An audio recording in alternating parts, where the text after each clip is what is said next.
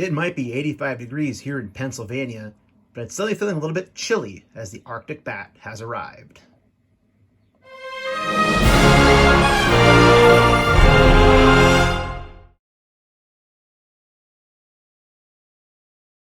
Hey YouTube, what goes on? And welcome to Disavowed Action Figures, bringing you another action figure review. Today, taking a closer look at the ARTIC bat, number 69 of the G.I. Joe Classified series. Super excited to get this in hand, and I'm just going to come out and tell you right away why. He's got a freaking chainsaw accessory. If there's a figure and it has a chainsaw accessory, I'm getting it. Unless it's that Chainsaw Man guy, because I have no clue what he's about. He's got a lot of freaking chainsaws. All right, very excited to have this. Opening up right away. Again, transparency purposes.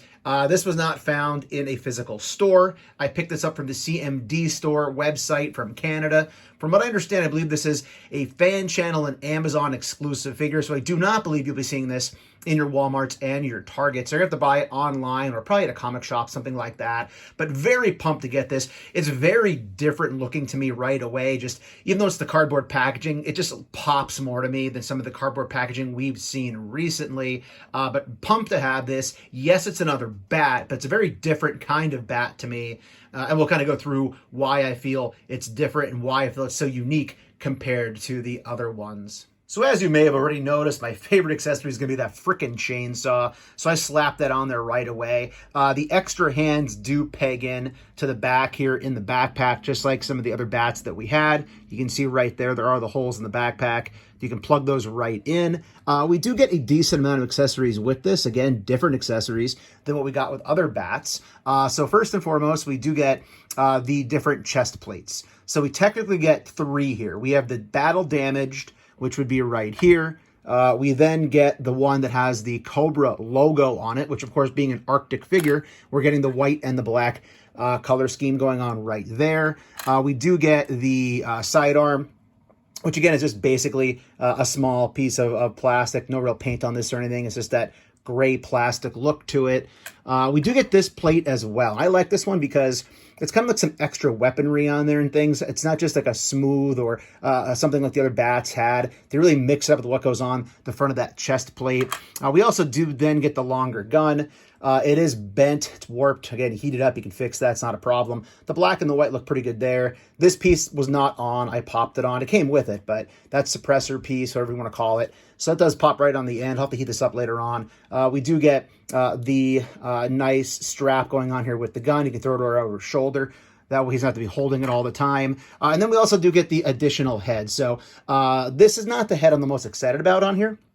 However, it is different than the others. There's more of a shine, that they have on here, more of a reflective kind of visor going on, which I guess would make sense. If you go skiing, people tend to wear sunglasses like that out there when it gets very bright on the slopes or in the Arctic for that matter. Also, we do have Arctic polarized right there, which is explaining the visor itself. So again, this helmet came out pretty good, this extra head sculpt, but it's not what I'm here about the one that he has on right there. I think this freaking head sculpt is awesome, and I'll tell you what, we'll take a close look at that head sculpt and then the overall aesthetics of the figure itself. And as I mentioned, in addition to that chainsaw, this head sculpt is what really gets me pumped for this figure. This is just freaky looking, man. Like, I right away go to like the Terminator. I mean, obviously it's a robot trying to kill people, so yeah, Terminator, right?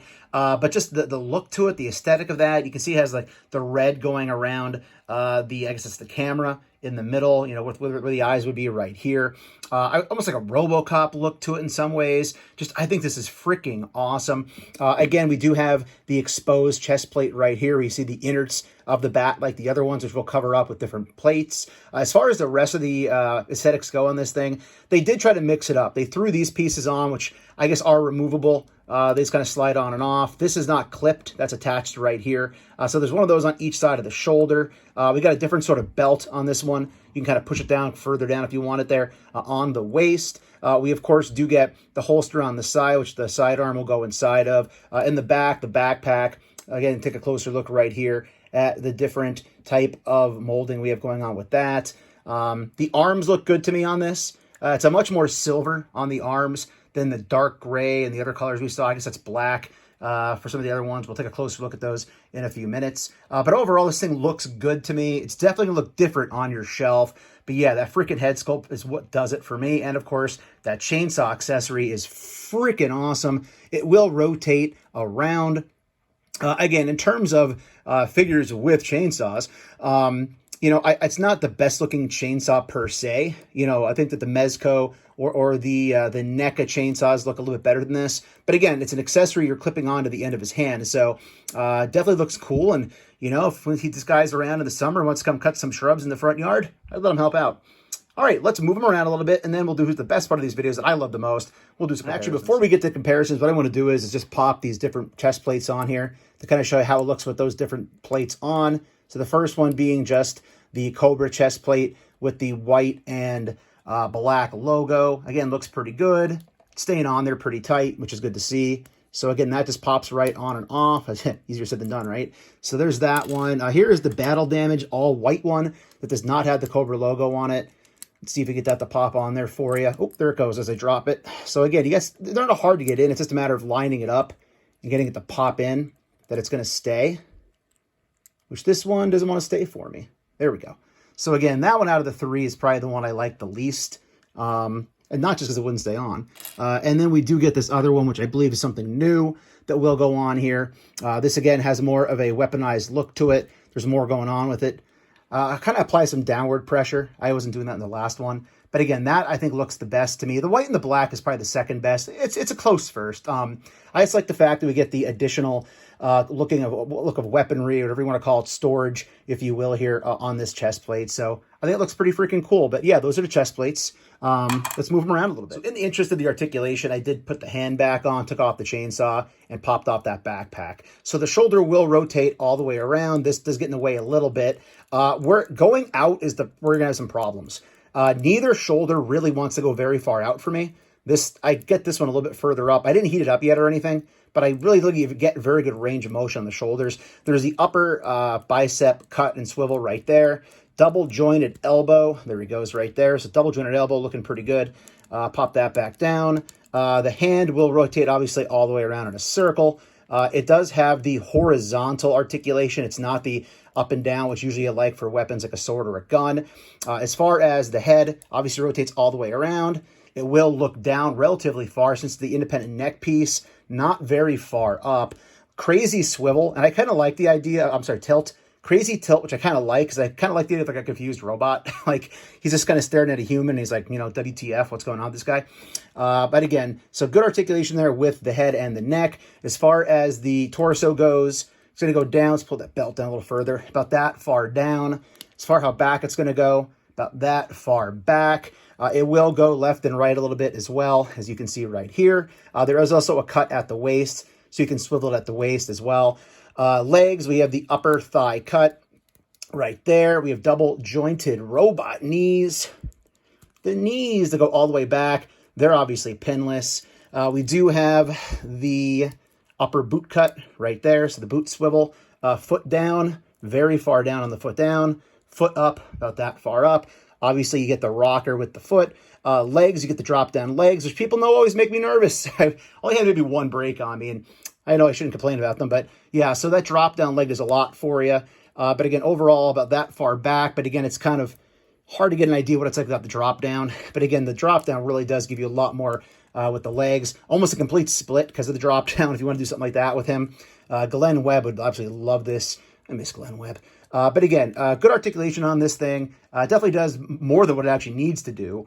But let's get to the part where we do some comparisons, because that's what I dig the most. Also with the articulation, I didn't mention it because, you know, it's just kind of a given with Joe's. You do have the butterfly shoulders, but these actually work really well. This, out of all the figures I have, I feel like these butterfly joints might be the smoothest. I don't know. Let me know. Maybe it's just that I'm, you know, noticing something that's not there. But yeah, that moves really well. Also of note, I didn't mention this. I was just getting them set up here for the comparisons. This will also articulate on the gun. So again, nice little added bonus detail right there for the accessory. So I did pop on the more traditional looking bat head sculpt to compare to the other 4 bats to start here. So kind of getting a good idea of what they're all like. I actually forgot what color most of their arms even were. So it looks like we have black for both the Target exclusive and the Crimson bat. As far as these go, you can see this is more of a silver. That's more of a gray for the arms. Again, they all do have It looks like some version of the Cobra logo. I think those three look similar. This guy over here, obviously it is going to be covered up on the shoulder with the shoulder pads. Again, the belt different here on the Arctic Bat. I almost said Arctic Trooper. Also wanted to point out in the back right there, another Arctic figure is the Amazon exclusive Storm Shadow that's always on display back behind. But again, just different weapons, different parts to click in and out here at the wrist. But essentially, more or less a similar figure with one big difference, which I wanted to point out. MCU Collector pointed this out. I wouldn't have caught this, to be honest.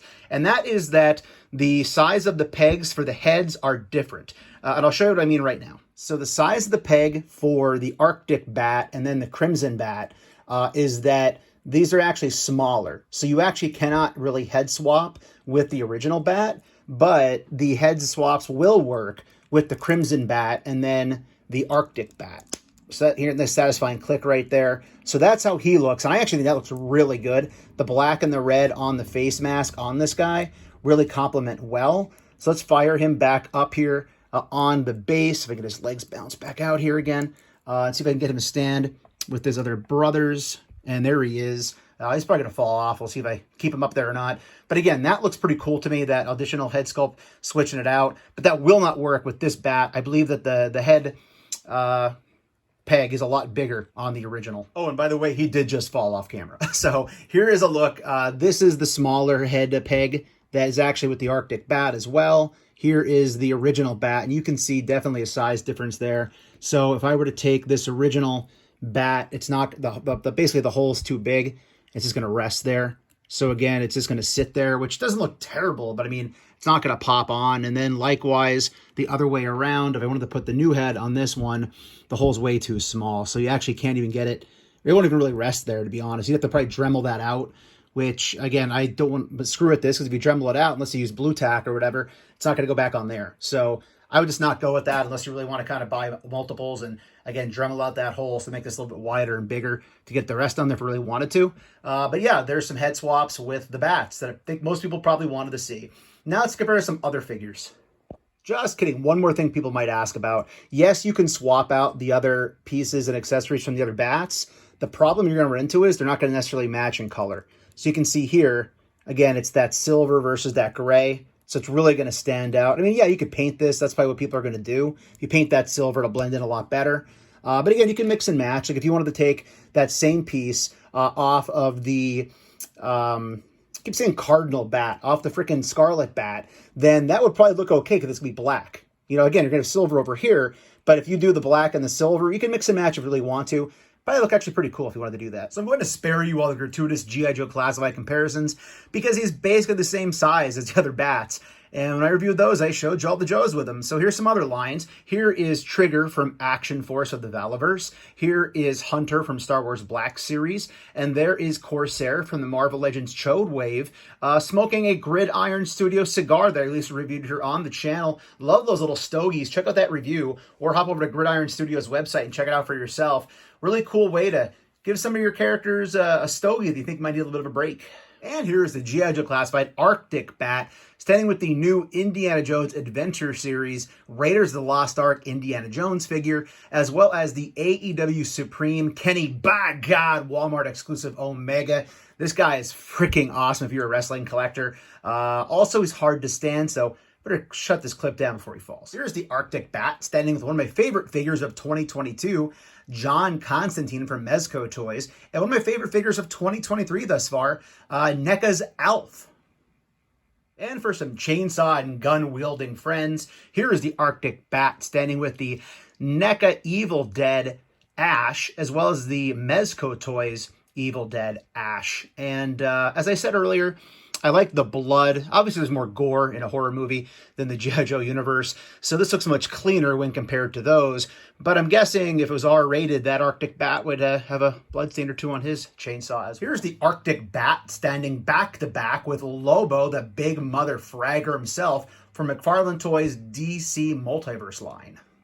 And last, and as everybody loves to say, certainly not least, here is the G.I. Joe Classified Series Arctic Bat, staring down the AEW Unrivaled Jazzwares Orange Cassidy. You can cut an orange pretty quick with a chainsaw, I think. So that's going to do it for our review of the G.I. Joe Classify number 69 Arctic Bat. Again, Amazon and fan channel exclusive figure. I'm digging this thing. If you watch my videos and my hunts and my other reviews, you know I'm definitely not a Joe completionist at this point. I pick and I choose what I like. I'm trying to slow myself down from army building. I really went really hard on the army building early on with the original Bats and the Alley Vipers. So I'm slowly trying to get myself back to getting one of figures I just actually like. So either it's a character I really enjoy and remember as a kid, or something that just looks really, really cool. This falls under the really, really cool list. Loving the chainsaw, as you are aware. The alternate head sculpt looks relatively good as well. Decent accessories with the gun, the suppressor, and the multiple chest plates. So again, Army Builder's dream come true as always, but that new head sculpt is really what sold me on this particular figure. So everybody, thanks for watching. If you're new, please consider hitting that subscribe button. It's free for you. It doesn't cost you anything. Helps us grow the channel tremendously in the march to 5,000 subscribers. Go ahead and hit that bell for notifications. That way YouTube actually notifies you and tells you when we post new content here on the channel, like our weekly toy hunts, reviews, and live streams. Leave a comment down below. Hit that like button. And for daily toy content and daily toy updates, try checking us out over at Instagram and Twitter at Disavowed_12. Hey everybody, if you're going toy hunt this week, please try to remember the 3 Ps of the toy hunt. Patience, persistence, most of all, politeness. Take care, stay healthy, and I'll be seeing all of you at the pegs.